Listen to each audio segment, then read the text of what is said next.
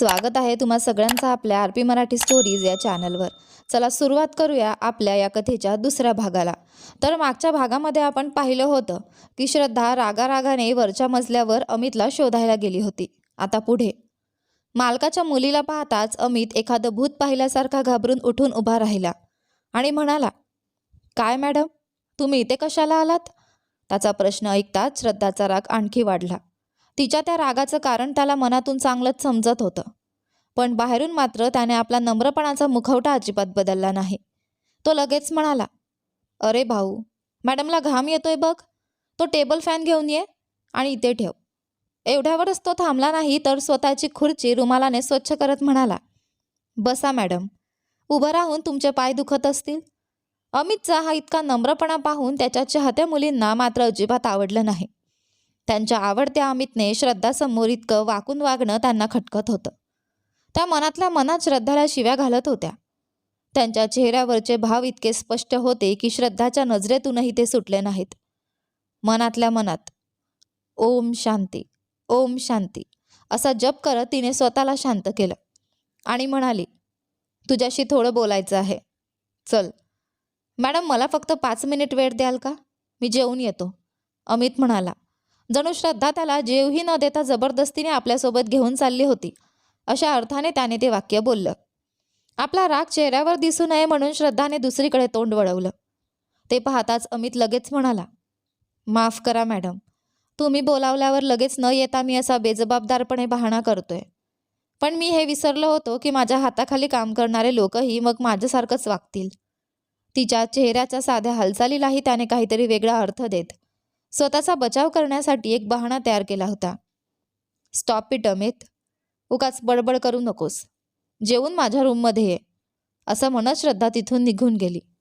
पण जाताना तिची नजर मात्र अमितकडे पाहत उभ्या असलेल्या त्या मुलींच्या समूहावरच होती. अमित जवळपास तासभर श्रद्धासमोर उभा होता. श्रद्धा फक्त त्याच्याकडे रागाने पाहत होती, पण एक शब्दही बोलत नव्हती. तीच आधी बोलायला सुरुवात करेल असा विचार करून अमितही शांतपणे उभा होता. तेवढ्यात आपली कामं आटोपून अर्जुन त्या खोलीत आला. दोघांची अवस्था पाहून त्याने आपल्या बहिणीला विचारलं, काय श्रद्धा, आज याने काय केलं? श्रद्धाने आपली नजर अमितवरून भावाकडे वळवली आणि म्हणाली, खूप काही केलंय अर्जुन. मिळणाऱ्या प्रत्येक संधीचा तर तो फायदा घेतोच, पण आपण त्याच्याकडे पाहिलं तरी तो अभिनय सुरू करतो. तुला माहीत आहे का याचा प्लॅन काय आहे? अर्जुनने नकारार्थी मान हलवली आणि अमितकडे पाहिलं. श्रद्धा पुढे म्हणाली, इथे सगळ्यांसमोर तुला आणि मला हिटलरसारखं दाखवायचं. त्यानंतर बाबांना पटवून द्यायचं की आपल्याला याच्यासारख्या माणसासोबत काम करणं शक्य नाही. मग आपल्या कुटुंबात भांडणं व्हावीत आणि त्या भांडणाच्या आगीत स्वतःची पोळी भाजून घ्यावी असा प्लॅन आहे याचा.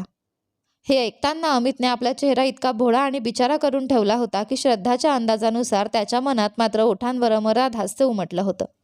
असं असेलही श्रद्धा, नाहीतर आपण इतका अपमान केल्यानंतरही हा अजूनही आपल्यासमोर उभा राहिला असता का? खरं तर चूक आपलीच झाली.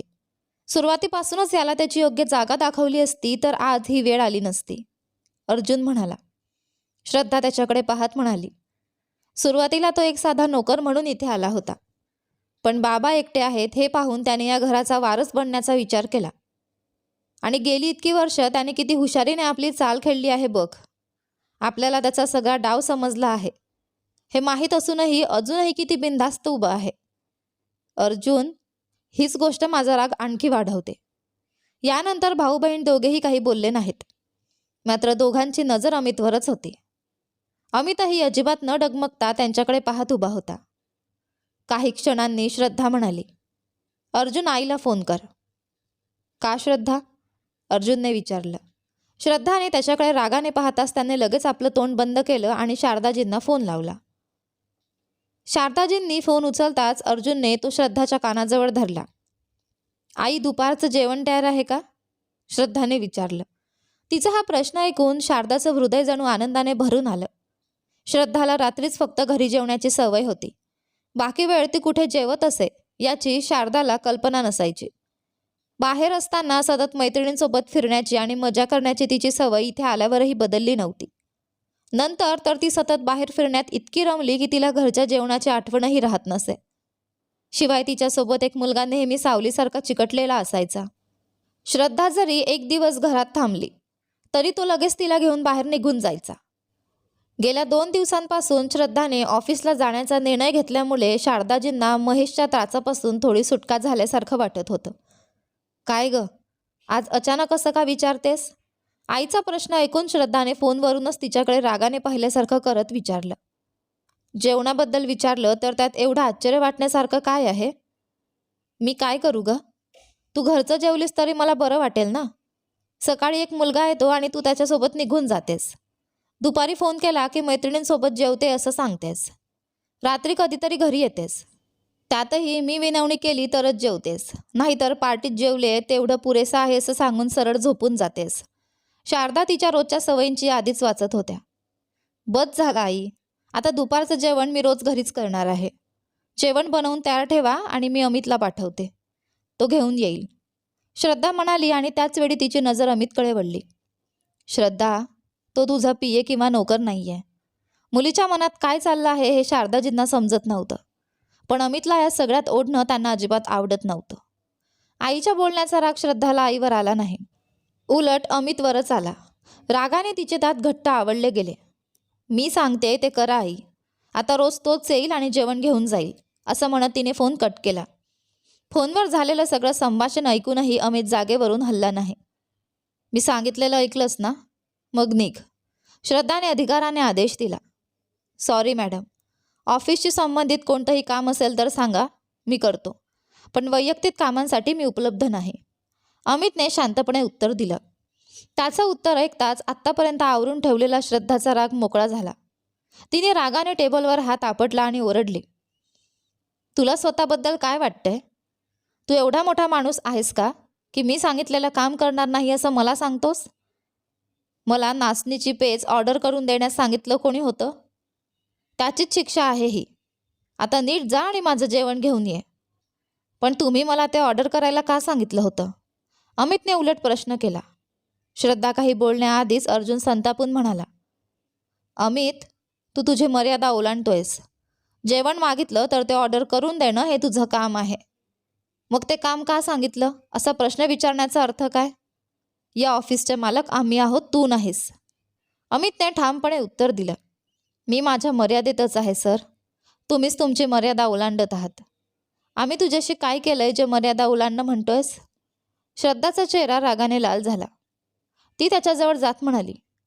माझ्याशी अपमानास्पद पद्धतीने वागणं म्हणजेच मर्यादा ओलांडणं आहे मॅडम, अमितने स्पष्ट सांगितलं. तू स्वतःला फार मोठा कोणी समजतोस? तुला माणूस म्हणून सन्मान मिळतोय हेच तुझं दुर्दैव आहे, अर्जुनने तिरस्काराने म्हटलं. यावेळी मात्र अमितचा संयम सुटला. जरा जपून बोला सर, हेच शब्द मी तुमच्यासाठी वापरले तर त्यापेक्षा अपमानास्पद दुसरं काहीच नसेल, अमितने इशारा दिला. त्या क्षणी श्रद्धाने त्याच्या गालावर एवढ्या जोरात थप्पड मारली की खोलीत सपाट असा आवाज घुमला. अमितने क्षणाचाही विलंब न करता तिच्या थप्पडीचं उत्तर तिलाच थप्पड मारून दिलं. हे पाहताच अर्जुन संतापाने त्याच्यावर झेपावला. माझ्या बहिणीवर हात उचलण्याची तुझी हिंमत कशी झाली, तेही माझ्यासमोर, तो ओरडला. अमितने त्यालाही एक थप्पड मारली. तुम्हा दोघांना प्रत्येक गोष्ट पुन्हा पुन्हा सांगत बसणं माझ्या स्वभावात नाही. मी तुमच्या मार्गात येत नाही, तुम्हीही माझ्या मार्गात येऊ नका. आणि सर्वात महत्त्वाचं म्हणजे माझ्याशी अपमानाने बोललात तर मी गप्प बसणार नाही. आत्ताच मी साहेबांना तुम्ही माझ्याशी काय वागतं ते सांगितलं तर पुढच्या क्षणी ते मला नाही, तुम्हालाच त्या कंपनीतून बाहेर काढतील. तरीही मी हा मालकाचा मुलगा असल्याचा मान तुम्हाला भीक म्हणून देतोय. ज्या जागेवर आहात तिथेच राहा आणि शांतपणे काम करा. अमितचं बोलणं ऐकून अर्जुनने पहिल्यांदाच त्याला जोरदार मारलं. यावेळी अमितनेही त्याला परत मारण्यासाठी हात उचलला, पण श्रद्धाने लगेच त्याचा हात घट्ट पकडला. काय रे, एवढा अहंकार आलाय का तुला? तोच नाही, मी मारलं तरी गप्प बसून मार खाणं हेच तुझं काम आहे, ती त्याचा हात सोडत म्हणाली. अमितने दोघांकडेही संतापाने पाहिलं. हे आमचं ऑफिस आहे, आम्ही इथे असंच वागतो. तुला आवडत असेल तर काम कर, नाहीतर दरवाजा तिकडे आहे, श्रद्धाने खोलीच्या दरवाजाकडे हात दाखवत म्हटलं. तिचा तो हात पाहून अमितच्या मनात तो हातच मोडून टाकावा इतका संताप उसळला. पण इतके दिवस केलेली मेहनत एका क्षणात वाया जाऊ नये म्हणून त्याने स्वतःवर नियंत्रण ठेवलं. त्याच्या चेहऱ्यावरचे भाव अर्जुनच्या नजरेतून सुटले नाहीत. काय रे, इतका वेळ मोठा स्वाभिमानी असल्यासारखा नाटक करत होतास? पण बाहेर जा म्हटलं की लगेच गप्प बसलास. स्वतःचा स्वाभिमान सोडून इथे का राहतोयस? अर्जुनने संशयाने विचारलं. हा कसला प्रश्न? श्रद्धा पुन्हा आपल्या खुर्चीत बसत म्हणाली. बाहेर गेला तर एवढ्या पगाराची नोकरी मिळेल का याला? आणि याच्या मागे फिरणाऱ्या मुली मिळतील का? अर्जुनला तिच्या शेवटच्या वाक्याचा अर्थ समजला नाही. म्हणजे? श्रद्धा चिडून म्हणाली.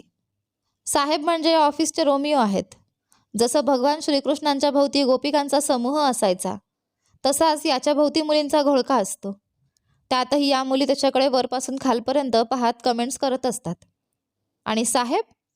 त्यांच्यासाठी हे सगळं जणू साईड डिश आहे. आरामात बसून ते सगळं ऐकत असतात. थोड्या वेळापूर्वी ऑफिसमध्ये घडलेलं दृश्य आठवून श्रद्धाचा राग पुन्हा वाढला होता. ओहो, म्हणजे हेही चालतंय तर? या मुलामध्ये अजून बऱ्याच कला दडलेल्या दिसतात. मालकाचा मुलगा असूनही माझ्या मागे एवढ्या मुली कधी फिरल्या नाहीत. अर्जुनने अमितकडे पाहत म्हटलं. मग त्याने अमितकडे वरपासून खालपर्यंत पाहिलं आणि संशयाने विचारलं. असं काय आहे रे तुझ्यात की सगळ्या मुली तुझ्यावर फिदा होतात? अमितने शांतपणे विचारलं. आता मी काय करायला हवं? श्रद्धा आणि अर्जुनने एकमेकांकडे पाहिलं. आपण 1 महिन्याची पैज लावली आहे. त्यात तुम्ही जिंकलात तर मी हे ऑफिस सोडून देईन. पण जर मी जिंकलो तर त्यानंतर तुमच्याकडून मला कोणताही त्रास होता कामा नये, अमितने स्पष्ट सांगितलं. त्याचं बोलणं ऐकल्यावर मात्र दोघांचाही त्याच्यावरील संशय आणखी वाढला. दोघेही त्याचा अभ्यास करत असतानाच श्रद्धाने आदेश दिला. जेवण घेऊन ये. अमितने यावेळी एक शब्दही विरोध केला नाही आणि लगेच तिथून निघून गेला. पण तो गेल्यानंतर श्रद्धा आणि अर्जुन दोघांच्याही मनात आता अमितबद्दल अनेक प्रश्न निर्माण झाले होते. दुपारी अमितने केलेल्या कामामुळे त्याच्यावर दया आलेल्या काही लोकांनी त्याला लवकर ऑफिसमधून निघण्याची परवानगी दिली. ऑफिसमधून बाहेर पडताच त्याच्या चेहऱ्यावर आनंद फुलला. घरी पोहोचेपर्यंत त्याच्या मनात हजारो विचार सुरू होते. मात्र घरातून पुन्हा बाहेर पडण्याची वेळ आली की तेच विचार पुन्हा त्याच्या मनात घर करून बसणार होते. घरात पाऊल ठेवताच मात्र त्या छोट्याशा घरट्यात हास्याची किलबिल सुरू झाली. अमित, तुझ्यासाठी एक मुलगी पाहिली आहे. उद्या तिची कुंडली पाहायला जाणार आहोत. तूही येणार आहेस का? वडील शेखरजींनी विचारलं. मला कशाला यायचं बाबा? तुम्ही आणि आई जाऊन या, अमितने सहजपणे उत्तर दिलं. मी आधीच सांगितलं होतं की हा असंच उत्तर देणार. पण आईने उत्साहात मला तुला विचारायला सांगितलं, त्याची बहीण दिव्या म्हणाली आणि तिने लगेच आईलाच या सगळ्यात अडकवलं. मुलाचं लग्न व्हावं ही मीनाक्षीजींची कित्येक वर्षांची इच्छा होती. ज्योतिषांनी 3 वर्ष लग्नासाठी योग्य वेळ नाही असं सांगितल्यापासून त्या 3 वर्ष कधी संपतात याची वाट पाहत होत्या.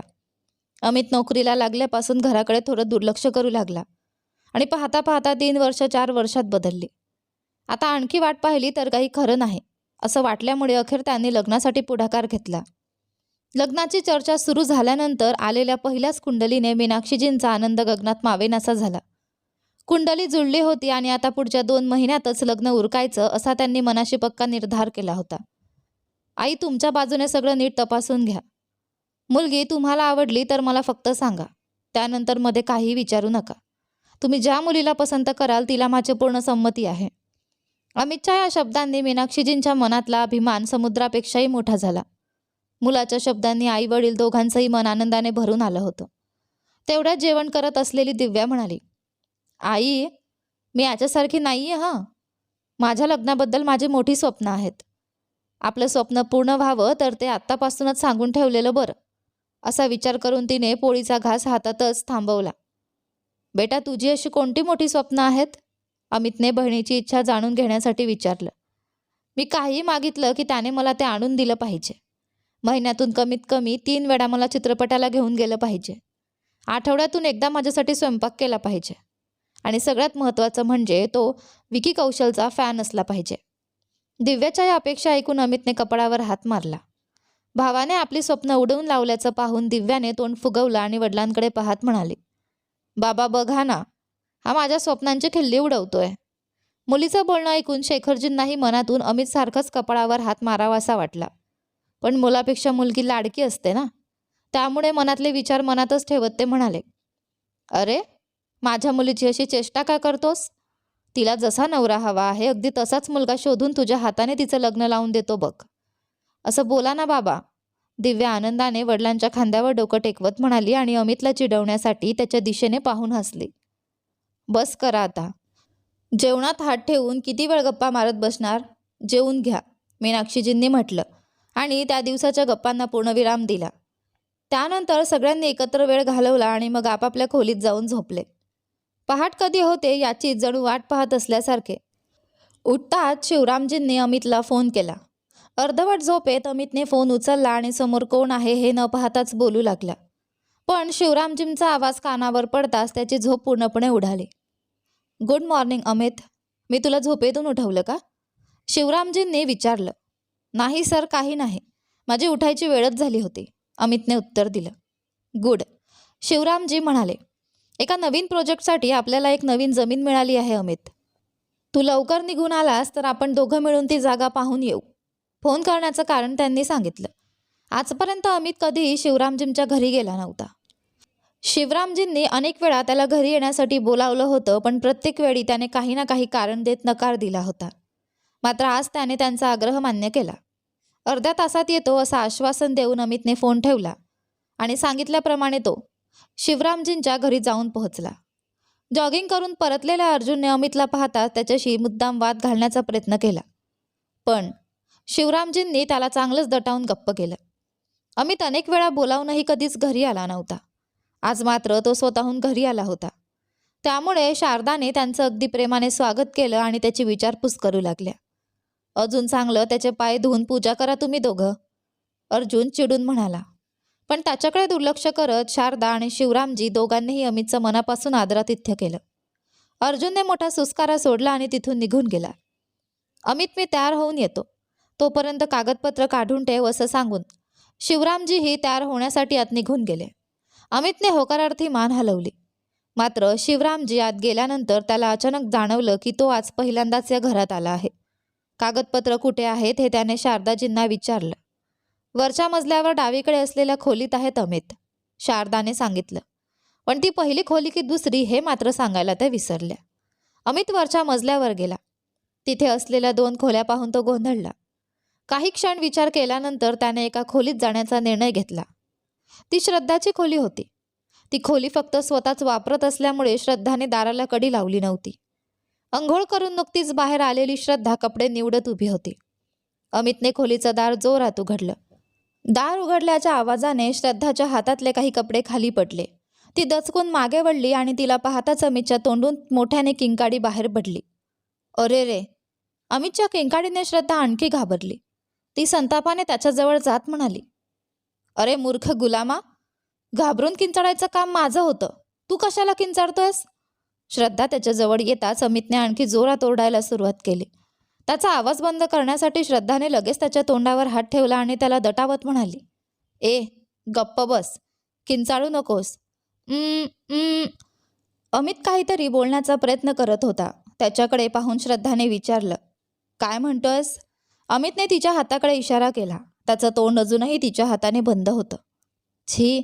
श्रद्धाने लगेच त्याच्या ओठांवर ठेवलेला हात काढून घेतला.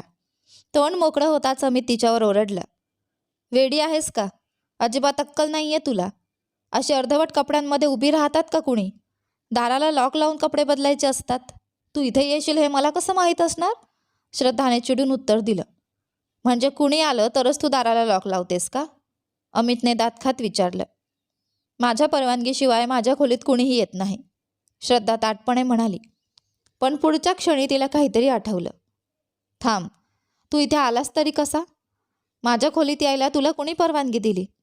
असं म्हणत तिने अमितच्या शर्टाची कॉलर पकडली. पण तिच्या अंगावर फक्त गुंडाळलेला टॉवेल पाहून अमितने लगेच आपली नजर दुसरीकडे वळवली. वेडी आहेस का? आधी कपडे घाल, असं ओढत तो क्षणाचाही विलंब न करता खोलीबाहेर पळून गेला. आता हा असा अचानक का पडून गेला असा विचार करत श्रद्धा आरशासमोर जाऊन उभी राहिली आणि पुढच्या क्षणी तिने स्वतःच्या कपाळावर हात मारला. तिला आता जाणवलं होतं की ती फक्त टॉवेल गुंडाळून त्याच्यासमोर उभी होती. श्रद्धा घाईघाईने खोलीत धावली. दाराला आतून कडी लावली आणि कपडे घालून तयार होऊ लागली. काही वेळाने मात्र तिला अचानक जाणवलं, अरे हो, ओरडून त्याला खोलीबाहेर हाकलून देणं तर माझं काम होतं, पण हे सगळं करून तोच मला ओरडत बाहेर निघून गेला. ही गोष्ट तिच्या लक्षात आली तेव्हा मात्र बराच उशीर झाला होता. अमित डोकं सटकून पळत खाली आला आणि धापा टाकत उभा राहिला. काय झालं अमित, असा धावत का आलास? शारदाने काळजीने विचारलं. त्यांना काय सांगावं हेच अमितला समजत नव्हतं. तो गोंधळून उभा होता. तेवढ्यात अंघोळ करून तयार झालेले शिवरामजीही खाली आले. ते जेवणाच्या टेबलावर बसले आणि अमितलाही जेवायला बोलावलं. पण अमितने तिथे जेवणास स्पष्ट नकार दिला. शिवरामजी आणि शारदा दोघेही बराच वेळ त्याला आग्रह करत होते. तेवढ्यात पायऱ्यांवरून खाली येत श्रद्धा म्हणाली, जेवायचं नसेल तर सोडून द्या ना. आता कशाला त्याच्यापुढे विनवण्या करताय? घरी आलेला पाहुणा जेवण न करता जाऊ नये. शारदा म्हणाल्या. मग याला घरात घेतलंच कशाला? श्रद्धाने लगेच उलट प्रश्न केला. तिच्या बोलण्यावर शिवरामजींचा संयम सुटला. श्रद्धा, तुझं बोलणं आणि तुझं वागणं मला अजिबात योग्य वाटत नाही. एकुलती एक मुलगी म्हणून तुला खूप लाडवलं आणि तुझं आयुष्य मीच बिघडवलं असं आता मला वाटतंय. अमितवर तुझा एवढा राग का आहे? आज तू जे सुखाचं आयुष्य जगतेस ते त्याच्यामुळे शक्य झालं आहे. शिवरामजींनी मुलीला समजावलं, पण श्रद्धाने अजिबात अपराधीपणा न दाखवता उत्तर दिलं.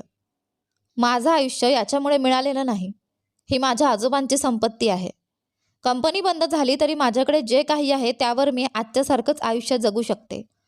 उगाच तुम्ही त्या कंपनीला धरून बसलात आणि त्याच्यासोबत यालाही आपल्या गळ्यात बांधून घेतलं. श्रद्धाच्या शब्दात जणू विवेक नावाची गोष्ट उरली नव्हती. तिचं बोलणं ऐकून अमितच्या मनात तिच्याविषयीचा द्वेष आणखी वाढला. योग्य वेळ मिळाली तर श्रद्धाला मृत्यूच्या उंबरठ्यापर्यंत नेण्यासही मी मागेपुढे पाहणार नाही, त्याच्या मनाने त्याला सांगितलं. नक्कीच, अमितने मनातल्या मनात स्वतःलाच उत्तर दिलं. श्रद्धाच्या शब्दांनी तिच्या आईवडिलांचा रागही भडकला. सुरुवातीला फक्त वाद असलेली चर्चा हळूहळू तीव्र शब्दयुद्धात बदलली. आवाज ऐकून अर्जुनही बाहेर आला आणि बहिणीची बाजू घेऊन बोलू लागला. पण त्यालाही वडिलांचा राग सहन करावा लागला. वडिलांकडून बोलणी खाणारे दोघेही मात्र अमितकडे क्रूर नजरेने पाहत होते आणि अमित, तो जणू काहीच घडलं नाही अशा निर्विकार चेहऱ्याने उभा होता. बस करा बाबा. हा आपल्या कंपनीत काम करणाऱ्या हजारो लोकांपैकी फक्त एक आहे. तुम्ही याला एवढं महत्त्व का देता हेच मला समजत नाही. आम्ही इथे नव्हतो तेव्हा याने तुम्हाला मदत केली, ठीक आहे. पण आता आम्ही परत आलो आहोत ना, मग अजूनही हा इथे का आहे? अर्जुनने अखेर मनात साचलेलं सगळं बोलून टाकलं. शिवरामजींनी त्याच्याकडे शांतपणे पाहिलं आणि म्हणाले, तुमच्यासारखं वेळेनुसार रंग बदलणं मला जमत नाही. तुमच्या आजोबा आता या जगात नाहीत असं मी म्हणत नाही, पण ती कंपनी म्हणजे त्यांचा श्वास होता. आजोबांची संपत्ती आहे म्हणून हक्काने बोलणं तुम्हाला जमतं, पण त्यांचा श्वास जपण्याची जबाबदारी मात्र तुम्ही निभावू शकला नाहीत. मी तुम्हा दोघांना कित्येक वेळा कंपनीची जबाबदारी घ्या, ती सांभाळा असं सांगितलं, पण तुम्ही दोघांनीही आम्हाला हे जमणार नाही असं सांगून आपापल्या दिशेने फिरायला सुरुवात केलीत. ज्या कंपनीला पूर्णपणे बंद करावं लागलं असतं तिला थोडं थोडं करून आधार देत जिवंत ठेवण्याचं काम अमितने केलं आहे. अमित नेहमी या ऑफिसमध्ये असतो आणि त्याच्यानंतरच तुम्हा दोघांना या कंपनीवर कोणताही अधिकार मिळेल. त्याच्यानंतर आम्हाला अधिकार मिळणार, असा अधिकार आम्हाला नकोच. अर्जुनने रागाच्या भरात लगेच निर्णय घेतला. नको असेल तर आजपासून ऑफिसच्या आसपासही फिरकू नका. माझ्या जागी अमित सगळं पाहून घेईल. शिवरामजींनीही तितक्याच ठामपणे उत्तर दिलं. वडिलांच्या शब्दांनी अर्जुनचा पारा चढला आणि तो मर्यादा ओलांडणारे शब्द बोलू लागला. शिवरामजींनी मात्र ठामपणे सांगितलं, हा माझा अंतिम निर्णय आहे अर्जुन. यापुढे तुम्ही दोघांनीही ऑफिसच्या कोणत्याही कामात हस्तक्षेप करू नये. हे ऐकून दोघेही स्तब्ध झाले. मात्र अमितच्या चेहऱ्यावर पौर्णिमेच्या चंद्रासारखं समाधान पसरलं होतं. शिवरामजींच्या निर्णयामुळे अर्जुनपेक्षाही श्रद्धाच्या मनात जास्त संताप निर्माण झाला. आपल्या वडिलांनी, तेही दुसऱ्या एका पुरुषासमोर, तुम्हाला अधिकार नाही असं सांगणं तिला सहन होत नव्हतं.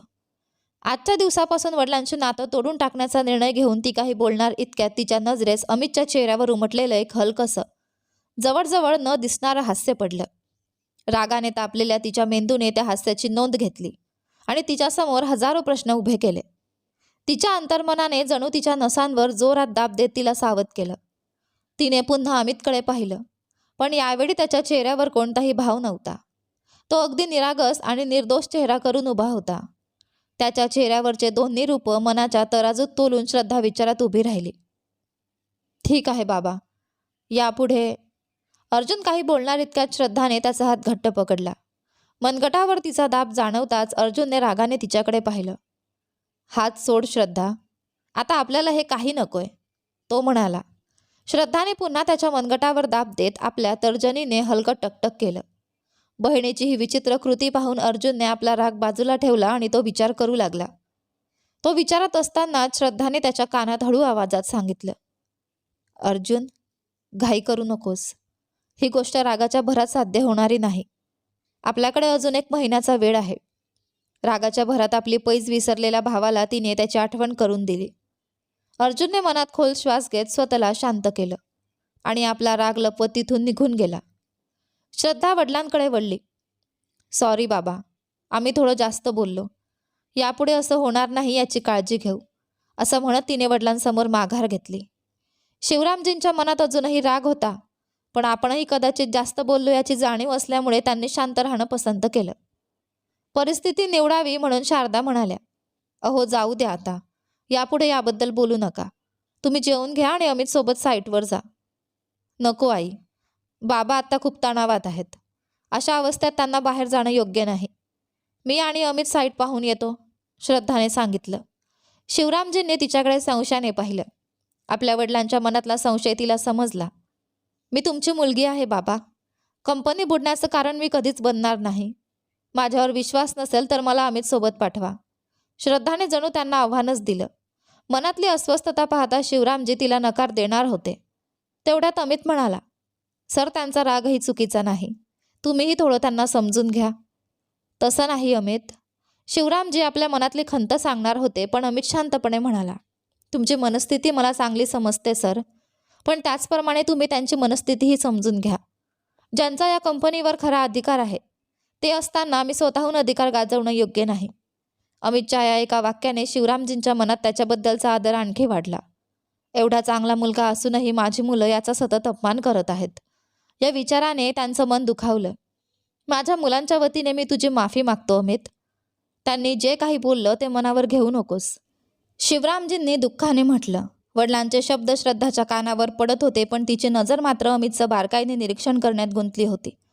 सगळ्यात आधी याची पार्श्वभूमी शोधायला हवी असा निर्णय तिने घेतला आणि आपले विचार मनातच ठेवले. अखेर भांडणाने सुरू झालेली चर्चा शांतपणे संपली आणि श्रद्धा अमितसोबत साईटवर जाणार असं ठरलं.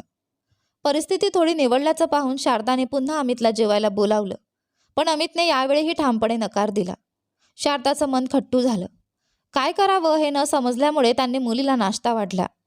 अमित जेवत नसल्यामुळे शिवरामजींनीही जेवण न करता तिथेच बसून राहणं पसंत केलं. पण श्रद्धाने या सगळ्याची अजिबात पर्वा न करता निवांतपणे नाश्ता सुरू केला. अमित आणि शिवरामजी कंपनीच्या कामाबद्दल चर्चा करत होते, तर शारदा स्वयंपाकघरात निघून गेल्या. श्रद्धा एकटीच नाश्ता करत बसली होती. तेवढ्यात अचानक कोणीतरी मागून येऊन तिचे डोळे झाकले. तो कोण आहे हे आवाज न ऐकताही तिला लगेच समजलं. आलास? श्रद्धाने विचारलं. तिच्या या प्रश्नाने तो मुलगा आनंदाने उड्या मारू लागला. वाव सीत, मीच आहे हे तू अगदी बरोबर ओळखलंस, तो उत्साहाने म्हणाला. त्या आवाजाने बोलत असलेले लोक आणि किचनमध्ये असलेले लोक एकाच वेळी त्यांच्याकडे पाहू लागले. श्रद्धाला अजिबात न आवडणारा तिच्या मैत्रीचा चित्राचा मित्र महेश इंग्रजी शब्दांचा भडीमार करत मोठमोठ्या गप्पा मारत होता. त्याला पाहताच श्रद्धाने आपल्या नाश्त्याला झाकण्याचा प्रयत्न केला, तर अमितनेही पाहू नये अशी गोष्ट पाहिल्यासारखा चेहरा दुसरीकडे वळवला. हे, आधीच तू थोडी वजन वाढवल्यासारखी दिसतेस आणि त्यात हे तेलकट पदार्थ खात बसली आहेस, असं म्हणत त्याने तिचं न ऐकता ती खात असलेली पुरी पटकन बाजूला सरकवली. काय? मी वजन वाढवलंय? धक्का बसलेली श्रद्धा उठून उभी राहिली. खरंच का महेश म्हणतोय ते? मी खरंच जाड झाले का?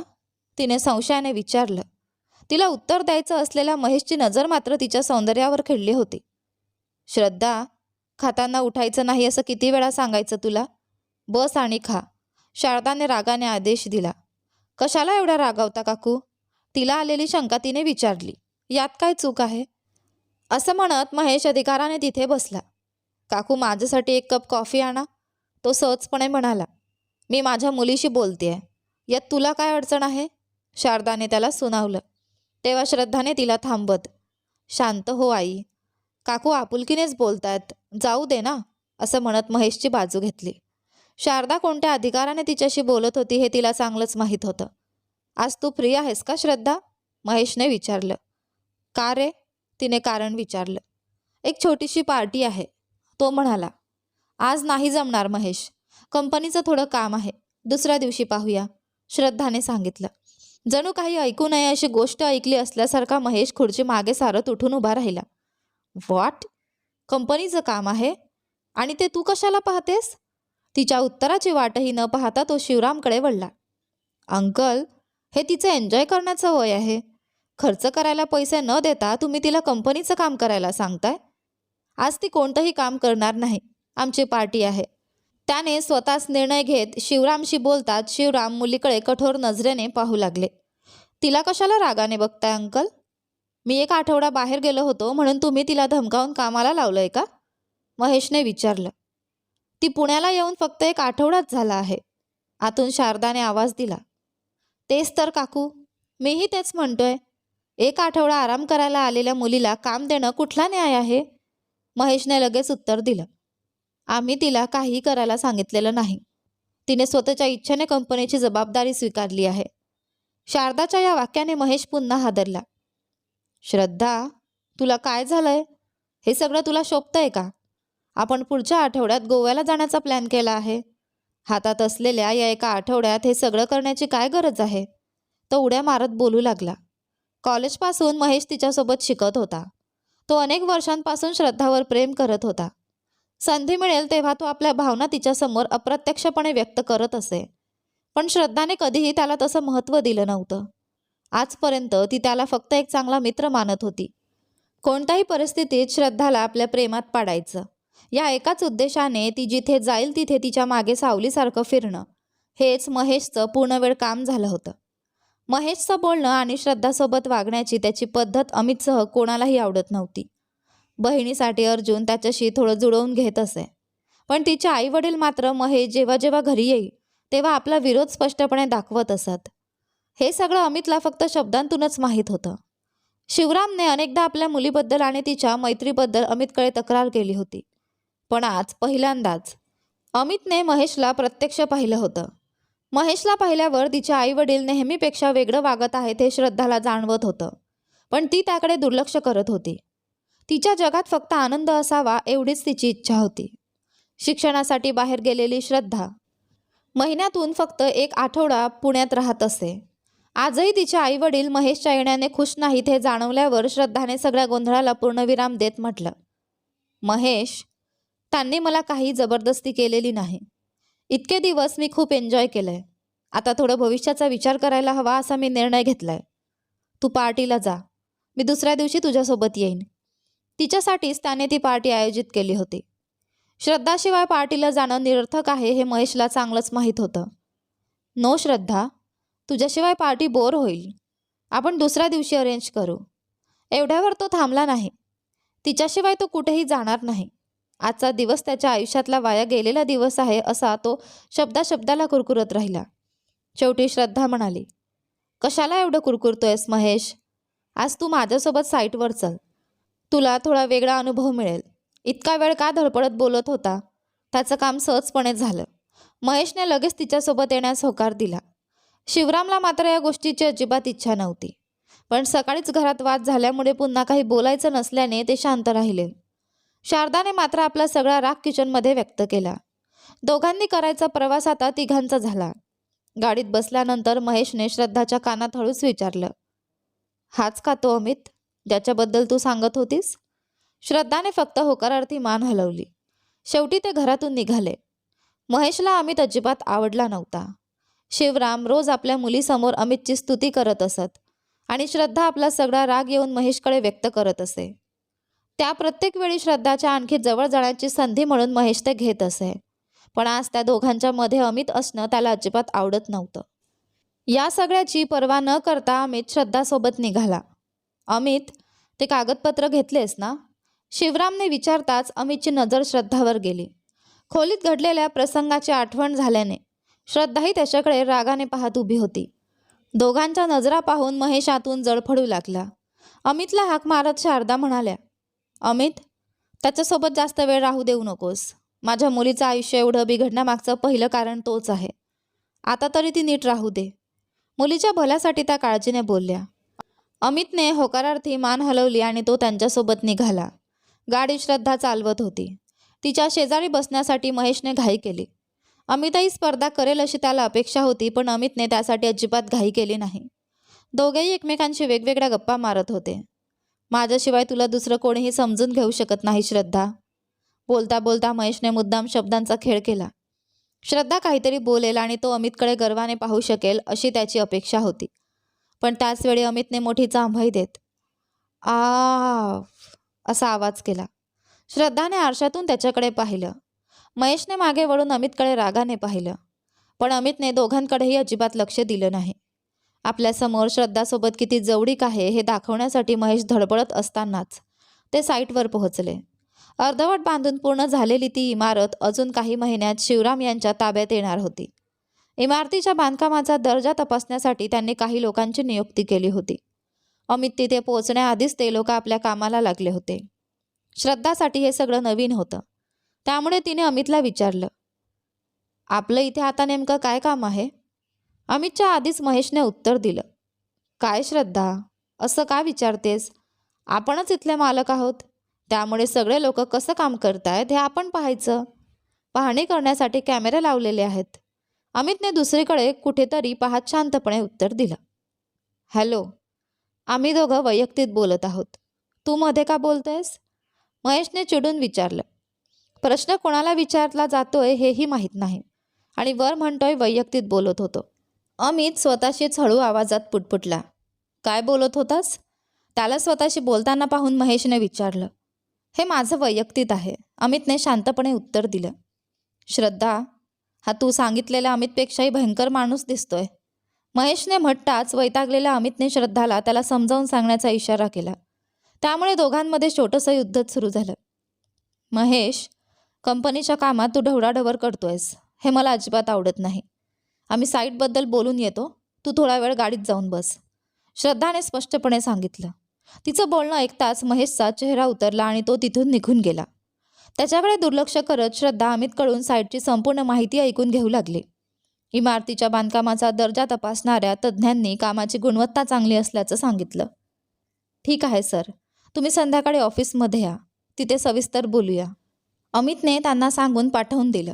इमारतीच्या सुरक्षेसाठी तिथे काही मोजकेच लोक होते. इमारतीच्या आत जायची इच्छा झाल्याने श्रद्धा शेजारी असलेल्या एका कामगाराची परवानगी न घेताच पुढे जाऊ लागली. मॅडम, आत जाऊ नका, सगळं सामान अजून तिथेच अस्ताव्यस्त पडलेलं आहे, त्याने तिला सावध केलं. पण त्याचं न ऐकता श्रद्धा पहिला मजला ओलांडून दुसऱ्या मजल्यावर पोहोचली. तिथे लोखंडाशी संबंधित अनेक वस्तूंचा ढीग पडलेला होता. खाली विखुरलेल्या धारदार वस्तूंवर पाय पडू नये म्हणून ती जपून चालत होती. तरीही एका लांब लाकडी फडीला ठोकलेली खिळ्याची टोचणी तिच्या चप्पलमधून आरपार जात तिच्या पायाला हलकासा स्पर्श करून गेली. त्या क्षणी घाबरलेली श्रद्धा खाली पडणार इतक्यात तिच्या मागून येणाऱ्या अमितने प्रसंगावधान राखत तिला पकडलं. पकडण्याच्या भीतीने घाबरलेली श्रद्धा अमितचा आधार मिळताच सुटकेच्या भावनेने त्याला घट्ट बिलगली.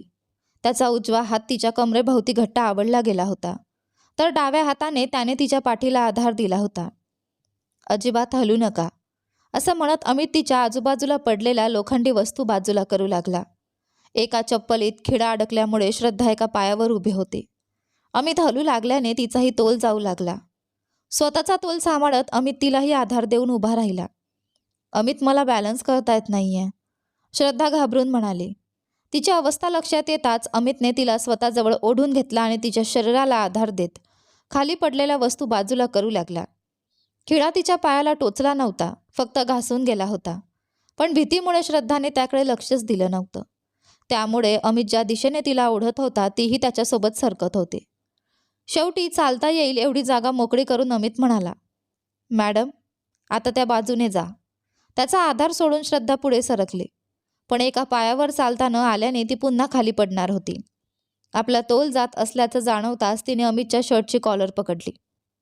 अमित, ती घाबरून किंचाळली. तिला खाली पडू न देता अमितने तिला पकडलं आणि जवळच असलेल्या लोखंडी पत्र्यावर तिला थांबवण्याचा प्रयत्न केला.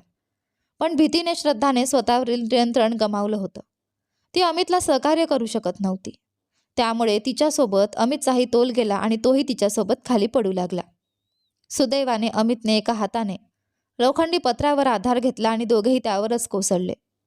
खाली अमित आडवा पडला होता, तर त्याच्या शर्टची कॉलर घट्ट पकडून श्रद्धा त्याच्यावर पडलेली होती. खाली पडण्याच्या जोरामुळे अमित चौहानच्या कमरेला जोरदार मुरगडल्यासारखं झालं. त्यात भर म्हणून श्रद्धा ही एखाद्या जड पोत्यासारखी त्याच्यावर येऊन पडली. त्यामुळे लोखंडी पत्र्यावर हलकासा कंपन निर्माण झाला आणि त्याचा परिणाम त्याच्या शर्टमधूनही जाणवत त्याच्या पाठीवरून सरकला. खाली पडलेल्या अमितला इतक्या सगळ्या त्रासांचा सामना करावा लागत होता, पण वर पडलेल्या श्रद्धाला मात्र कोणतीही अडचण जाणवत नव्हती. सोफ्यावर पोटावर झोपल्यासारखी ती डोळे मिटून निवांत पडली होती. पडून 5 मिनिटांहून अधिक वेळ झाला तरी ती त्याच अवस्थेत उठत नसल्याने अमित म्हणाला, मॅडम, यापुढेही तुम्ही अशीच पडून राहिलात ना, तर मला थेट हॉस्पिटलमध्येच जावं लागेल. हे ऐकताच श्रद्धाने डोळे उघडून मान वर केली आणि त्याच्याकडे पाहिलं. ओव्हरवेट मॅडम, माझ्याने आता होत नाहीये, अमित धाप घेत म्हणाला.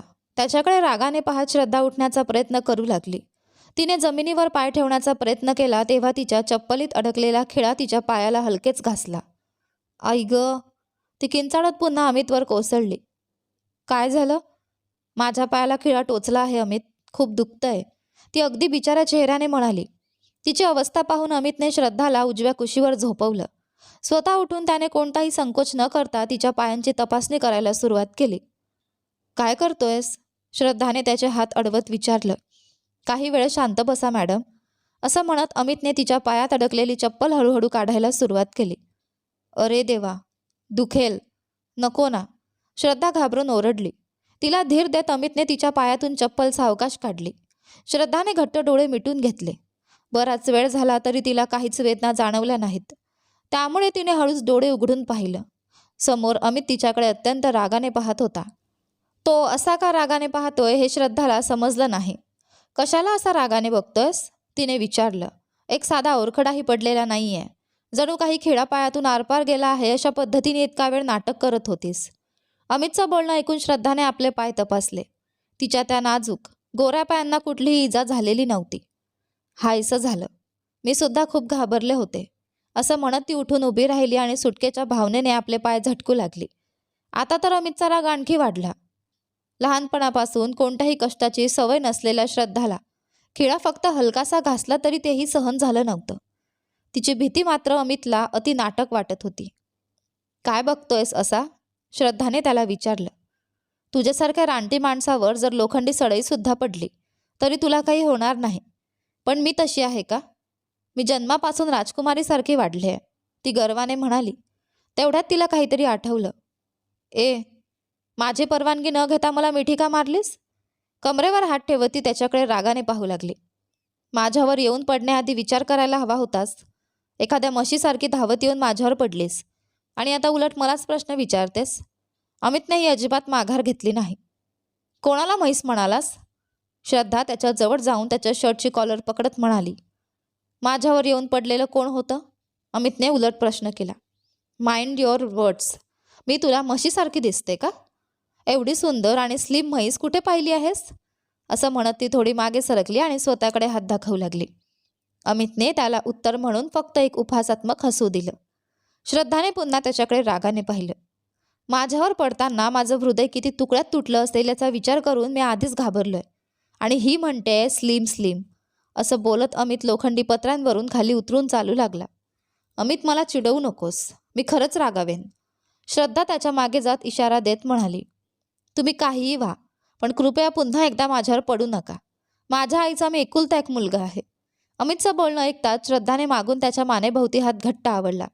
तिची उंची अमितपेक्षा कमी असल्याने तिला हात वर करून त्याची मान पकडावी लागली, पण मजबूत शरीर यष्टीच्या अमितने मागे हात नेऊन तिच्या कमरेला पकडला आणि तिला सहजपणे आपल्या पाठीवर उचलून घेतलं.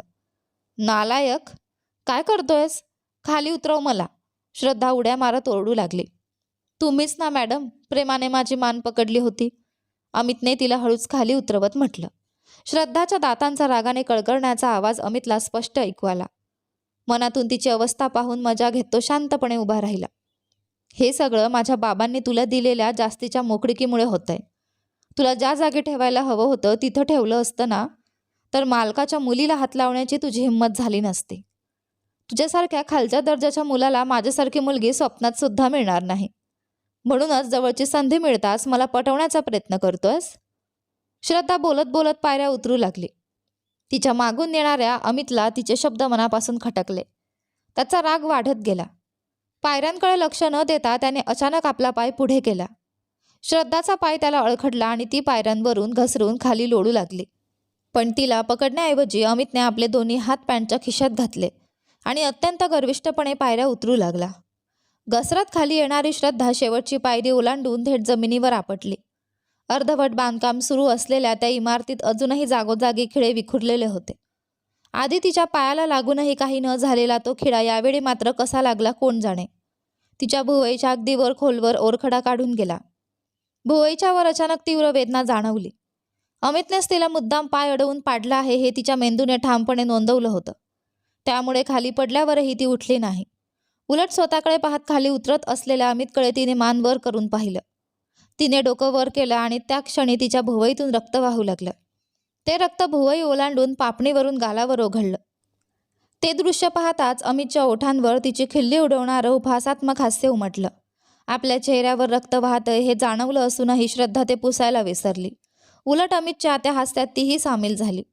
कितीही मोठी विश्वसुंदरी असलीस ना तरी त्वचा चांगली असेपर्यंतच सगळं ठीक असतं. आतून सगळ्यांच्या शरीरात तेच रक्त आणि तेच मांस आहे. देवाने सगळ्यांना सारखंच बनवलंय. मी तुझ्यासारखा खालच्या दर्जाचा मुलगा आहे म्हणूनच माझ्यावर पडूनही तू अजून जिवंत आहेस. बाहेर तो माणूस दिसतोय ना, त्याच्यावर जाऊन पडून बघ. मग कळेल हाय क्लास मुलाची खरी किंमत काय असते ते. तिला लागला आहे हे माहीत असूनही तिला उचलण्याचा साधा प्रयत्न न करता अमित तिच्या पुढून निघून गेला. तू कोण आहेस? श्रद्धाने विचारलं. तिच्या पुढे जाऊन पायऱ्या उतरत असलेला अमित थांबला आणि मागे वळून तिच्याकडे पाहू लागला. तुझ्या मनात नक्कीच काहीतरी मोठा प्लॅन आहे. माझ्या बाबांसमोर तू जो चेहरा दाखवतोस तो तुझा खरा चेहरा नाही. हा जो आता दिसतोय ना हाच खरा अमित चौहान आहे. सांग, नेमका कोणता प्लॅन करून तू हे सगळं करतोयस? आपल्या मनात निर्माण झालेल्या सगळ्या शंका तिने त्याच्यासमोर मांडल्या. हा हा हा. अमित मोठ्याने हसला.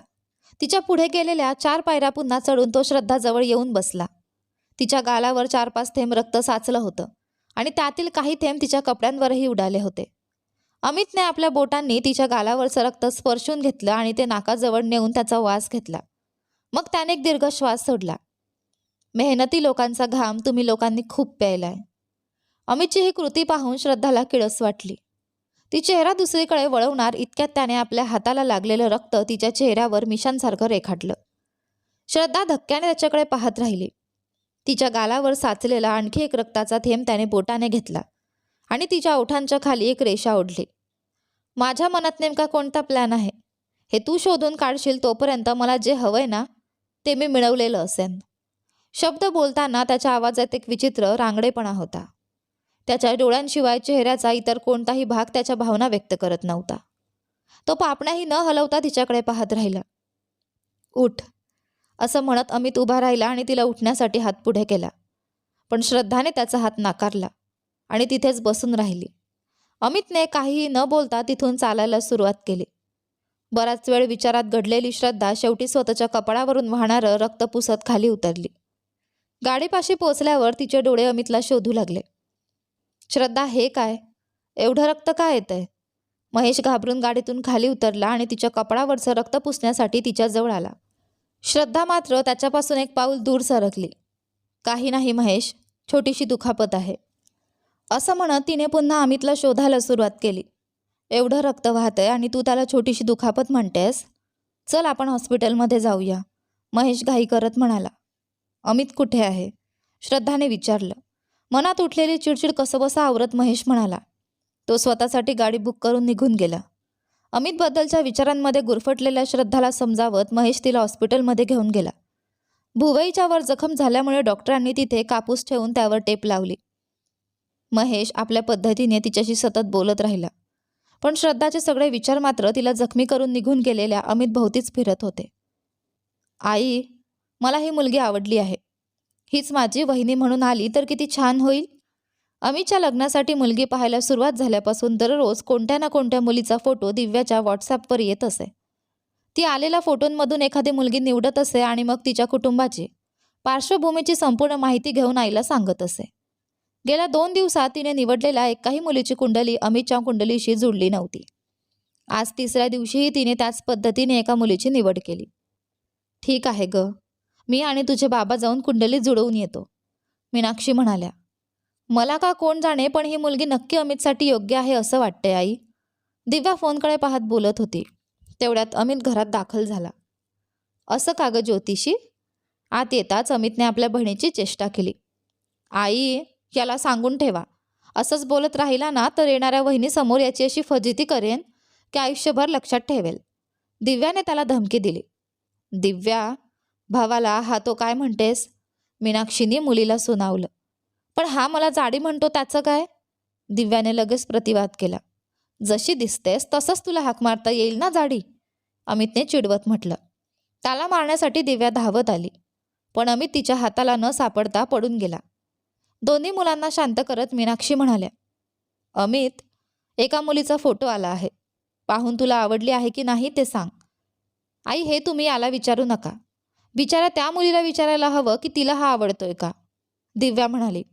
अमितने तिच्या डोक्यावर हलकीशी टपली मारत म्हटलं, मी कशाला पाहू आई? तुम्ही पहा आणि सरळ ठरवून टाका. आईचं म्हणणं न टाळणाऱ्या मुलाकडे पाहून मीनाक्षी अभिमानाने म्हणाल्या, पाहिलंस का गं माझ्या मुलाला? याच्यावर अजिबात विश्वास ठेवू नका आई. शेवटच्या क्षणी हा एखाद्या दुसऱ्याच मुलीवर प्रेम करतोय असं सांगत तुमच्यासमोर उभा राहील बघा, दिव्या म्हणाली. यावेळी मीनाक्षीजींनीही मुलीला मारायला सुरुवात केली. कुटुंबाने एकत्र रात्रीचं जेवण आटोपलं. बराच उशीर झाल्याचं लक्षात येताच सगळे झोपायला गेले. रात्रीचे जवळजवळ 11 वाजले होते. पुस्तक वाचत बसलेल्या अमितला झोप येऊ लागली. त्याने जांभई देत पुस्तक बंद केला आणि झोपायला गेला. डोळे मिटून 5 मिनिटही झाली नसतील तेवढ्यात त्याचा फोन वाजला. यावेळी कोणाचा फोन असेल असा विचार करत त्याने फोन पाहिला. शारदा फोन करत होत्या. बोला मॅडम. एवढ्या रात्री? मध्यरात्र असल्याने अमितने थोड्या चिंतेने विचारलं. अमित, मला तुझी मदत हवी आहे. काय करायचं ते सांगा मॅडम. श्रद्धा अजून घरी आलेली नाही. तू जरा ती कुठे आहे हे शोधून तिला घरी घेऊन येशील का, शारदाजींनी विनंती केली. ती काही लहान मुलगी आहे का मॅडम? कुठेतरी पार्टीला गेली असेल, येईल ती. तसं नाही अमित, ती इथे असती तर रात्री 10 वाजेपर्यंत नक्की घरी आली असती. बाहेर कुठे राहिली तरी अगदी 10 वाजता फोन करून मी झोपते असं सांगते. पण आज अजून घरी आलेली नाही. मी फोन केला तर तो महेश फोन उचलतोय. बहुतेक खूप दारू प्यायलेला आहे. काहीतरी बरडतोय. तुझ्या साहेबांना कळालं तर मोठी अडचण होईल. अर्जुनलाही फोन केला पण त्यानेही फोन उचलला नाही. प्लीज अमित, माझ्या मुलीला कसंही करून घरी घेऊन ये. मुलगी अजून घरी परतली नसल्याने एका आईच्या मनात निर्माण झालेली भीती तिच्या आवाजातून स्पष्ट जाणवत होती. तुम्ही काळजी करू नका मॅडम, मी तिला घेऊन येतो. अमितने तिला धीर दिला आणि लगेच निघाला. त्याने श्रद्धाच्या नंबरवर फोन केला पण तो फोनही महेशनेच उचलला. मॅडम कुठे आहेत, अमितने विचारलं. महेश इतका दारूच्या नशेत होता की फोनवर अमित आहे हेही त्याला समजलं नाही. माझ्या डार्लिंगला विचारतोयस? ती तर मस्त नशेत डान्स करतेय, तो नशेत बरडला. आत्ता कुठे आहात? पबमध्ये, महेश म्हणाला आणि नशेतच मान खाली घातली. कोणत्या पबमध्ये, अमितने विचारलं. पण त्याला उत्तर देण्याच्या अवस्थेत महेश नव्हता. अमित फोनवर ओरडत राहिला. काही वेळाने समोरचा फोन कट न करता फक्त कनेक्टेड असल्याचं लक्षात आलं. अमितने कॉल कट केला आणि पुन्हा फोन लावला. यावेळी महेशने फोन उचलला नाही. अमितने घाबरून पुन्हा पुन्हा फोन केला. शेवटी एका रेस्टॉरंट कर्मचाऱ्याने फोन उचलला. अरे कुठे आहात ते सांग, नाहीतर तिथे येऊन तुला जिवंत सोडणार नाही, अमित रागाने ओरडला.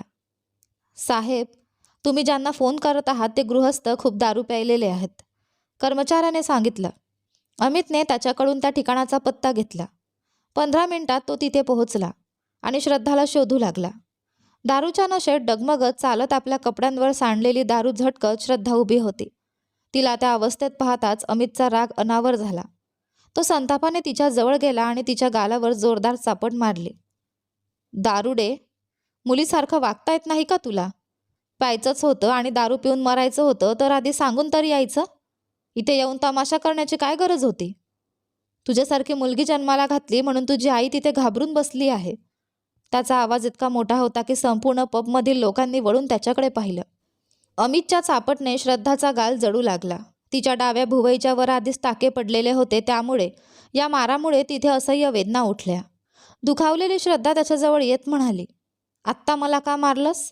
ती त्याच्याजवळ येताच दारूचा तीव्र वास अमितच्या नाकात शिरला. त्याने वैतागून चेहरा वळवला, पण स्वतःवरील रागावर नियंत्रण ठेवू न शकल्याने त्याने तिला पुन्हा एकदा मारलं. दुसऱ्यांदा मार खाल्ल्यामुळे श्रद्धाचा राग अनावर झाला. ती त्याला उलट मारण्यासाठी हात उचलणार इतक्यात अमितने तिचे हात पकडले आणि तिला बाहेर ओढत घेऊन गेला. मला सोड, श्रद्धा त्याच्याशी झगडत ओरडली, गप्पच माझ्यासोबत चल, नाहीतर मार खात खातच मरशील. अमितने तिला धमकावत बाहेर आणलं. बाहेर आल्यावर त्याने विचारलं, गाडीची चावी कुठे आहे? मला माहीत नाही. महेशच गाडी चालवत इथे आला होता. श्रद्धाने बेफिक्रीने उत्तर दिलं. तिचं उत्तर ऐकून अमितचा संयम संपत आला. पण कसंबसं स्वतःवर नियंत्रण ठेवत तो म्हणाला, इथेच उभी राहा, मी येईपर्यंत कुठेही जाऊ नकोस. असं सांगून अमित महेशला शोधण्यासाठी पुन्हा आत निघून गेला. त्या सगळ्या गोंधळात महेश स्वतःला विसरून दारूच्या नशेत तिथेच पडून होता. अमितने त्याला शोधून काढला आणि उठवण्याचा प्रयत्न केला, पण त्याचा काही उपयोग झाला नाही. बराच प्रयत्न करूनही महेश उठत नाही हे पाहून अमित वैतागला आणि रागाने बाहेर आला. दारुडे, तुझ्यासारखी मुलगी तर गळा दाबून मारून टाकायला हवी. महेश उठत नसल्याचा रागही त्याने श्रद्धावर काढला. अमित एवढा का चिडतोय याचा विचार करत श्रद्धा तिथेच उभी होती. चल आता, असं म्हणत अमितने रागाने तिचा हात पकडला आणि तिला जबरदस्तीने बाईकवर बसवलं. घरी जाताना संपूर्ण रस्ताभर अमित आपल्या रागाचा अजिबात लपवाछपवी न करता शब्दाशब्दातून व्यक्त करत राहिला. तो एवढा का चिडला हे अजूनही न समजलेल्या श्रद्धाने शेवटी विचारलं, गुलामा, आता एवढं नाटक का करतोयस? अमितने मागे वळून तिच्याकडे रागाने पाहिलं. दारुडे, आता एक शब्द जरी बोललीस ना तर तुला बाईकवरून खाली फेकून तुझं डोकं फोडून टाकेन. त्याच्याकडे रागाने पाहण्याशिवाय श्रद्धा काहीच करू शकली नाही. घराच्या दाराशी पोहोचल्यावर अमितने शारदाजींना फोन केला. तो तिच्यासाठीच वाट पाहत असल्याने त्यांनी लगेच फोन उचलला. मॅडम, दार उघडा. दार उघडताच अमितने श्रद्धाला पटकन आत ढकललं. शारदाजींनी आपल्या मुलीला पकडलं. अमित मात्र काहीही न बोलता तिथून निघून गेला. अमितच्या वागण्याने घाबरलेल्या शारदाजींना तेव्हा कुठे श्रद्धाच्या अंगातून येणारा दारूचा तीव्र वाद जाणवला. त्यांनी चेहरा वाकवत रागाने म्हटलं, श्रद्धा, हे काय? तुला दारू पिण्याची नवी सवय लागली आहे का? संपूर्ण रस्ताभर आपल्याला सतत सुनावणाऱ्या अमितवर आधीच रागावलेली श्रद्धा आईला काही उत्तर न देता, गप्प बसा आणि जाऊ द्या, असं म्हणत सरळ आपल्या खोलीत निघून गेली. सकाळ उजाडताच मुलगी कधी उठेल याची वाट पाहत शारदा तिच्या शेजारी बसून होती. ही गोष्ट शिवरामच्या कानावर गेली तर मोठाच गोंधळ उडेल, म्हणून तिने अमितला फोन करून काहीही सांगू नकोस असा निर्णय घेतला. सकाळचे 10 वाजून गेले तरी श्रद्धा अजूनही गाढ झोपेत होती. दमून झोपलेल्या मुलीकडे पाहून शारदाचं मन काळजीने भरून आलं. शिवरामला दारू पिण्याची सवय नव्हती.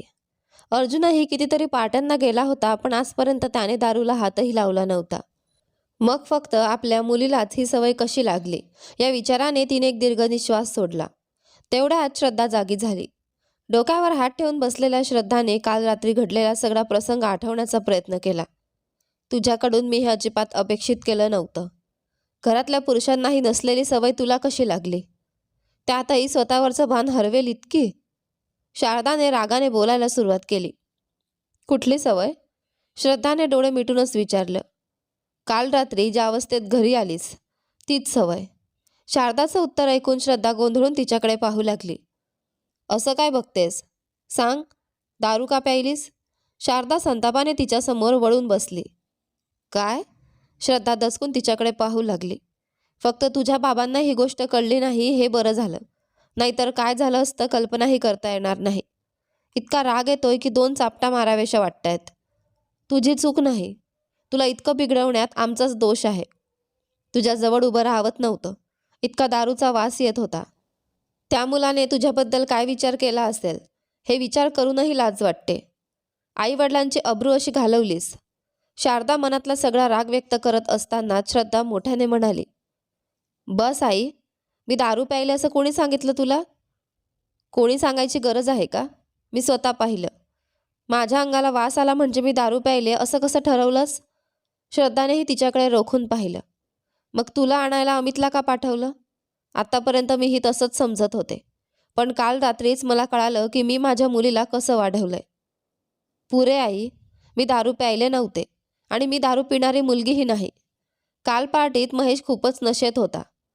त्याला माझ्याने घरी नेता येणार नव्हतं, म्हणून मी त्याच्या ड्रायव्हरला फोन केला, पण तो रस्ता विचारत बराच वेळ फिरत राहिला. त्या वैतागात समोरून येणाऱ्या माणसाकडे माझं लक्षच गेलं नाही आणि मी त्याच्यावर धडकले. त्याच्या हातातला दारूचा ग्लास माझ्यावर सांडला. मी ते साफ करून निघणार तोच तो आला आणि विनाकारण तमाशा करू लागला. काल रात्री घडलेला सगळा प्रकार श्रद्धाने सविस्तर सांगून संपवला. ठीक आहे, तू दारू प्यायली नाहीस हे ऐकून बरं वाटलं. पण मग अशा ठिकाणी जायची गरजच काय? मला कुठे जायचं हा माझा अधिकार आहे. फक्त माझाच नाही, प्रत्येकाचाच आहे. महत्त्वाचं म्हणजे आपण तिथे स्वतःला कसं सुरक्षित ठेवतो. पार्टीला जाते म्हणून मी वाईट मुलगी होत नाही. आणि मंदिरात जाणारे सगळेच लोक चांगले असतात असंही नाही. इतकं बोलून श्रद्धा चिडतच बाथरूममध्ये निघून गेली. शारदा तिच्या मागे म्हणाली, बोलायला सगळं छान वाटतं ग, पण लोक त्यावर विश्वास ठेवणार नाहीत. आतूनच श्रद्धाचा आवाज आला, लोकांनी माझ्यावर विश्वास ठेवायला हवा असं नाही. माझ्याबद्दल तुम्हालाच माहिती नाही तर इतरांना काय माहिती असणार? हो ग, जणू काही तुला न ओळखताच मी तुला जन्म दिला आणि वाढवलं. आता नेमकी तुझी अडचण काय आहे आई? तूच माझी अडचण आहेस. यापुढे अशा पार्ट्यांना जाणं बंद कर. आणि सगळ्यात महत्त्वाचं म्हणजे त्या महेशसोबत फिरणंही बंद कर. श्रद्धाने यावर काहीच उत्तर दिलं नाही. बराच वेळ तिच्याकडून प्रतिसाद न आल्यावर शारदाच्या लक्षात अचानक काहीतरी आलं. अगं, तुझ्या कपाळावर ही जखम कशी झाली? दात घासत असलेल्या श्रद्धाचे हात शारदाच्या त्या प्रश्नाने क्षणभर थबकले. तिचा हात आपोआप कपाळावरील जखमेवर गेला. भुवईच्या वर एक छोटीशी जखम झाली होती. ती फार खोल नसल्यामुळे टाके घालण्याची वेळ आली नव्हती. जखमेवर बोट लागताच हलकीशी कळ उठली आणि तिच्या मनात ती जखम देणारा चेहरा पुन्हा तरडून गेला. दुसरीकडे सकाळपासूनच मीनाक्षी आनंदात वावरत होती. अमितच्या लग्नाचा विषय घरात निघाल्यापासून तिचा उत्साह वाढलाच होता. पण मुलगीही लगेच पसंत पडल्याने तिच्या आनंदाला पारावार उरला नव्हता. मुलीच्या घरच्यांच्या अपेक्षा काय आहेत हे जाणून घेण्यासाठी शेखरजी स्वतः त्यांच्या घरी गेले होते. कुंडल्या जुळल्यामुळे त्यांनी मुलीचा फोटो अमितला दाखवण्यासाठी ठेवला होता. पण तो फोटो पाहण्याआधीच शिवरामचा फोन आला. महत्त्वाची मीटिंग असल्यामुळे अमित फोटो न पाहताच निघून गेला. नेहमीप्रमाणे मीनाक्षी मुलाकडे कुरकुर करू लागली. तेव्हा तिच्या मुलीने तो फोटो व्हॉट्सॲपवर अमितला पाठवून दिला. फोनवरच बोलणं संपवून शेखरजी परत आले तेव्हा त्यांच्या चेहऱ्यावरचा आनंद पाहून मीनाक्षीला समजलं की लग्नाची तारीख ठरवायला हरकत नाही. फक्त अमितने एकदा मुलगी आवडल्याचं सांगितलं की पुढची सगळी तयारी सुरू करायची, असा दोघांनी निर्णय घेतला आणि त्यांनी त्याला फोन लावला. शिवरामने मीटिंगसाठी बोलावलं होतं पण तो अजून आला नव्हता.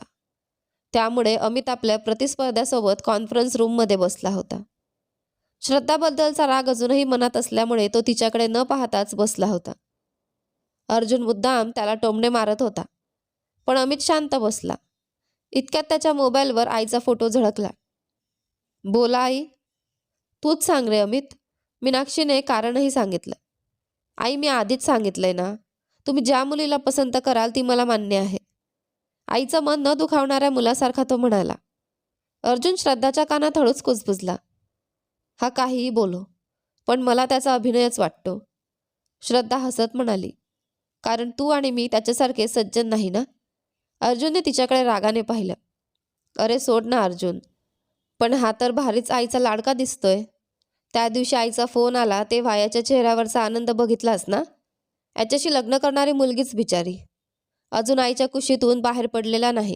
संसार काय करणार. शेवटचं वाक्य तिने मुद्दाम मोठ्याने म्हटलं. ते शब्द अमितच्या कानावर पडले. आईशी बोलत असतानाच त्याने दोघांकडे रागाने पाहिलं. अर्जुन हसत म्हणाला, झालं, आता याचा तिसरा डोळा उघडला. आता पुढची 10 मिनिट भाषण ऐकायला तयार राहा. दोघंही स्वतःबद्दलच बोलत आहेत हे अमितला स्पष्ट समजलं. आई, आता काय हवंय तुम्हाला? मुलगी कशी वाटली ते सांगायचं ना. असं म्हणत त्याने फोन स्पीकरवर ठेवला आणि व्हॉट्सॲपवर आलेला फोटो उघडला. अमितपेक्षा श्रद्धालाच तो फोटो पाहण्याची जास्त उत्सुकता होती. अर्जुनने विचारलं, अगं इतकं पुढे वाकून काय बघतेस? तेव्हा तिला आपण नकळत खुर्चीतून पुढे सरकल्याचं लक्षात आलं.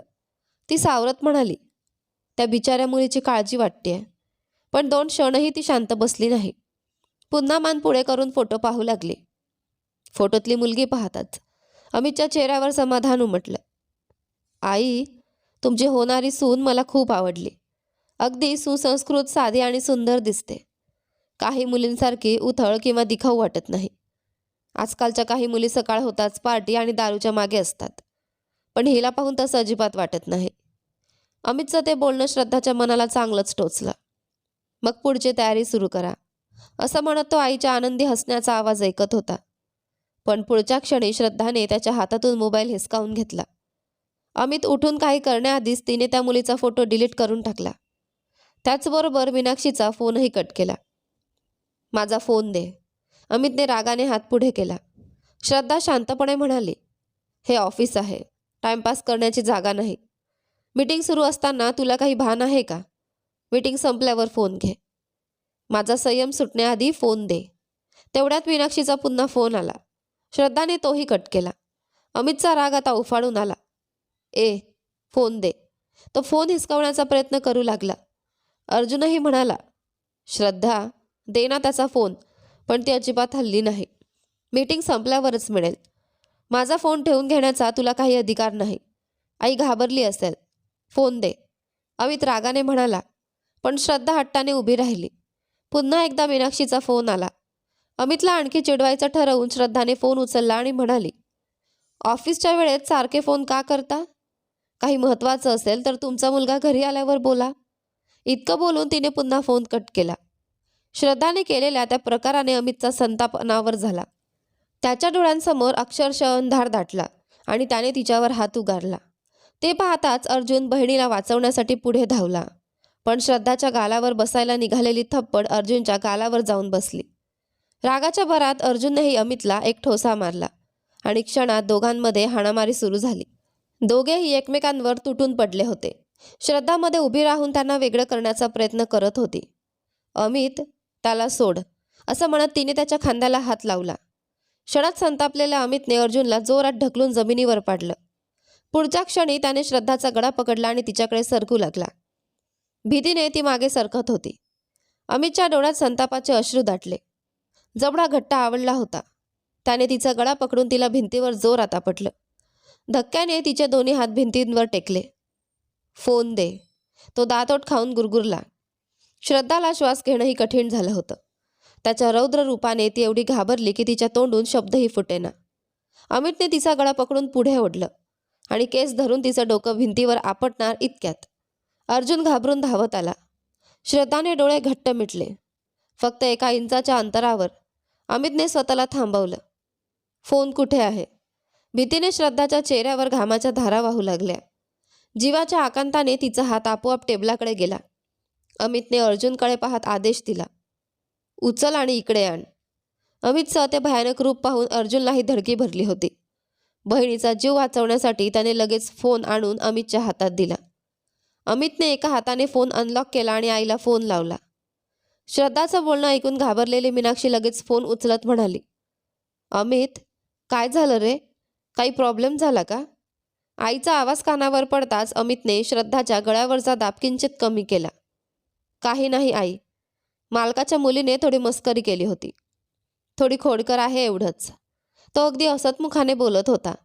हे पाहून श्रद्धा आणि अर्जुन दोघेही थक्क झाले. क्षणभरापूर्वी डोळ्यात ज्वाला दगदगत होत्या आणि आता तो अगदी शांतपणे हसत बोलत होता.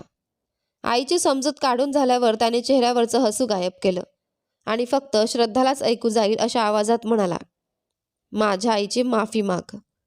श्रद्धा गोंधळून त्याच्याकडे पाहत राहिली. त्याने पुन्हा तिच्या गळ्यावर दाब वाढवला. नाही मागितलीस तर इथेच संपवीन. श्रद्धाचे डोळे विस्पारले. तिने त्याच्या हातांवर स्वतःचे हात ठेवत सोडून देण्याची विनंती केली. माफी मागणार का? तिने घाईघाईने मान हलवली. त्याने तिचा गळा सोडला. Sorry aunty. कसेबसे शब्द बाहेर पडले. मीनाक्षीने हसतच तिची माफी स्वीकारली आणि फोन ठेवला. खेळ खेळताना तो संकटात बदलणार नाही याची काळजी घ्या. इतकंच म्हणत अमित पुन्हा आपल्या खुर्चीत जाऊन बसला.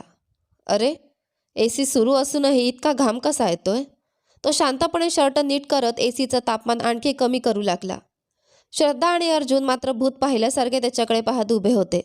जणू काही क्षणांपूर्वी काहीच घडलं नव्हतं अशा सहजतेने अमित गुणगुणत टेबलावर बोटांनी ताल धरत बसला. बाहेरून पावलांचा आवाज ऐकताच त्याला समजलं की शिवराम आले आहेत. तो लगेच नम्रपणे म्हणाला, मॅडम, तिकडे का उभे आहात? या, इथे बसा. श्रद्धाने घाबरून अर्जुनकडे पाहिलं. अमित अर्जुनजवळ जात म्हणाला, छोटे साहेब, काय झालं? शर्ट तर फाटलाय. अर्जुन आणि श्रद्धा दोघेही घाबरून मागे सरकले. अमितला आतून हसू येत होतं, पण ते कसंबसं दाबत तो म्हणाला, या वयातही तुम्ही दोघं इतकं भांडता? बिचारे सर, तुम्हा दोघांना कसं सांभाळत असतील कोण जाणे. तेवढ्यात शिवराम आत आले. काय झालं अमित? काही नाही सर, आईने माझ्यासाठी एक मुलगी पाहिली आहे. तिचा फोटो बघत होतो. तो पाहण्यासाठी हे दोघे भांडायला लागले. मी तर घाबरलोच. अमितने निरागस चेहरा करत उत्तर दिलं. शिवराम हसत म्हणाले, अरे त्यांचं भांडण नवीन नाही, घरीही असंच सुरू असतं. कधी कधी तर रक्त येईपर्यंत मारामारी करतात. ते दोघांकडे वळून पाहू लागले. श्रद्धा आणि अर्जुन मात्र अजूनही अमितकडे अविश्वासाने पाहत होते. अर्जुन, तुझ्यावर जबाबदारी सोपवली आणि तू स्वतःचा शर्ट फाडून घेतलास. शर्टचा फाटलेला खिसा पाहून शिवराम रागाने म्हणाले, बाबा, इथे काही झालेलं नाही, फक्त थोडी बाचाबाची झाली. श्रद्धाने घाईने उत्तर दिलं. तिचं उत्तर ऐकून अमितने समाधानाने तिच्याकडे पाहिलं. श्रद्धानेही त्याच्याकडे पाहत मनात म्हटलं, वाह, काय जबरदस्त अभिनेता आहेस तू. बाचाबाची झाली म्हणून शर्ट फाडतो का? शिवराम खुर्चीत बसत म्हणाले, तुम्हा तिघांना इथे बोलावण्यामागे एक महत्त्वाचं कारण आहे. या, बसून घ्या. शिक्षकांसमोर उभ्या असलेल्या विद्यार्थ्यांसारखे तिघेही त्यांच्या समोर उभे राहिले. 5 मिनिट द्या, अशी विनंती त्यांनी केली. शिवरामने नाराजीने मान हलवली. तिघेही बाहेर जाऊन स्वतःला सावरून पुन्हा आत आले. अमित आधीच हसतमुखाने बसला होता. श्रद्धा आणि अर्जुनच्या मनात अजूनही प्रचंड राग होता, पण वडिलांसमोर ते शांतपणे बसले. शिवराम गंभीर आवाजात म्हणाले, हा कॉन्ट्रॅक्ट आपल्यालाच मिळायला हवा, कारण या प्रोजेक्टसाठी स्पर्धा करणाऱ्यांची संख्या प्रचंड आहे. या क्षेत्रात नुकतेच आलेले असोत किंवा अनेक वर्षांपासून नाव कमावलेले मोठे उद्योग समूह असोत, सगळेच या टेंडरसाठी उतरणार आहेत. अशा मोठ्या स्पर्धेत आपण जिंकलो तर आपल्या कंपनीची प्रतिष्ठा अनेक पटींनी वाढेल. एवढंच नाही, पुढे मिळणाऱ्या मोठ्या प्रोजेक्टसाठीही हा विजय खूप महत्त्वाचा ठरेल. आपल्या कंपनीला सुरू होऊन आता जवळपास 50 वर्ष पूर्ण होत आली आहेत. आपल्या कंपनीच्या 50 वर्षांच्या प्रवासाचा सोहळा साजरा करताना हा कॉन्ट्रॅक्टही आपल्या हातात असेल तर पुढचे कित्येक वर्ष आपल्या कंपनीचं नाव अभिमानाने घेतलं जाईल. ही गोष्ट अमितला आधीपासूनच माहीत असल्यामुळे त्याने त्यावर फार प्रतिक्रिया दिली नाही. श्रद्धा आणि अर्जुन दोघेही वडिलांचा आत्मविश्वास वाढेल अशा पद्धतीने बोलत होते.